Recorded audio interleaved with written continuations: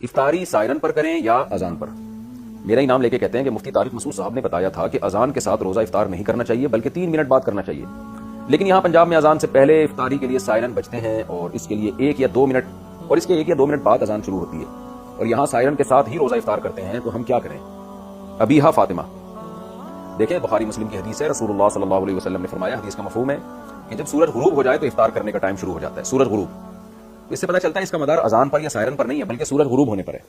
اب سورج غروب ہونے کا کیسے پتہ چلے گا؟ یا تو آپ اپنے مکان کی چھت پہ کھڑے ہو کر دیکھیں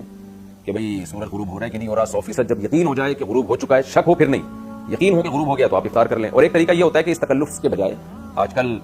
نقشے ملتے ہیں، گوگل پہ بھی پتہ چل جاتا ہے کہ آپ جس علاقے میں ہیں وہاں غروب آفتاب کا ٹائم کیا ہے، سورج غروب ہونے کا ٹائم کیا ہے، کراچی کا الگ ٹائم ہے، لاہور کا الگ ہے، مختلف جگہوں کا الگ ہے، تو جو ٹائم غروب آفتاب کا لکھا ہوا ہو اس سے کم 2 منٹ کے بعد ہے روزہ افطار کریں، کم سے کم۔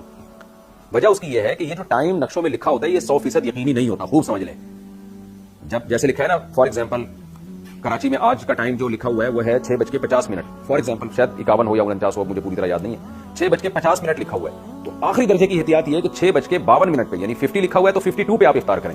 کیونکہ 6:50 یہ اس میں 100% کیلکولیشن صحیح نہیں ہوتی ہے، بعض دفعہ 1 آدھ منٹ بعد سورج غروب ہو رہا ہوتا ہے، تو آپ 2 منٹ کی کم سے کم، بعض علماء تو کہتے ہیں 3 منٹ احتیاط، لیکن چلیں آپ 2 منٹ کی احتیاط کر لیں۔ میں تو ویسے 3 منٹ کرتا ہوں، 6:50 اگر لکھا ہے تو 6:53 پہ افطار کرتا ہوں میں، یعنی 2 منٹ بھی احتیاط جب بھی ہوگی نا جب 53 پہ آپ کریں گے، 50 لکھا ہوا ہے تو آپ 53 پہ افطار کریں اور آپ کی گھڑی بھی صحیح ہو، تو اسٹینڈرڈ ٹائم کے مطابق اپنی گھڑیوں کو صحیح کریں، اور 6:50 لکھا ہوا ہے تو 6:53 جیسے ہی ہوتے ہیں آپ فوراً افطار کر لیں، یہ احتیاط والا طریقہ ہے۔ تو اذان اگر اس احتیاط کے ساتھ ہوتی ہے تو پھر اذان پر افطار کریں، سائرن اگر بجایا جاتا ہے اس احتیاط کے ساتھ تو سائرن پر اعتماد کریں، لیکن آج کل میں نے دیکھا ہے لوگ احتیاط نہیں کرتے، اذانیں ٹائم سے پہلے بھی بعض مسجدوں میں دے دی جاتی ہیں، بعض لوگوں کا مسلک یہ ہے کہ سورج ابھی پورا غروب نہیں ہو تو بھی روزہ افطار جائز ہے، تو اپنے مسلک کو سارے سب پہ تھوپ دیتے ہیں وہ اور اذان دے دیتے ہیں پہلے، لوگوں کے روزے خراب ہو جاتے ہیں اس سے، لوگ سمجھتے ہیں کہ افطار کا ٹائم ہو گیا ہے۔ تو اگر آپ کو اپنی مسجد کے مؤذن پر اعتماد ہے، اس کو بتایا ہوا ہے آپ نے اور آپ اس پر اعتماد کرتے ہیں اور اس کو یہ سارے مسائل معلوم ہیں، اس کو پتہ ہے 6:50 اگر لکھا ہے تو 53 ہوتے ہی اذان دینی ہے، تو پھر تو آپ اذان پر افطار کریں، لیکن مؤذن کا پتہ نہیں ہوتا، بعض دفعہ وہ جلدی دے دیتے ہیں، بعض دفعہ ٹائم ہو جاتا ہے پھر بہت بعد میں جا کے دے رہے ہوتے ہیں، تو اس لیے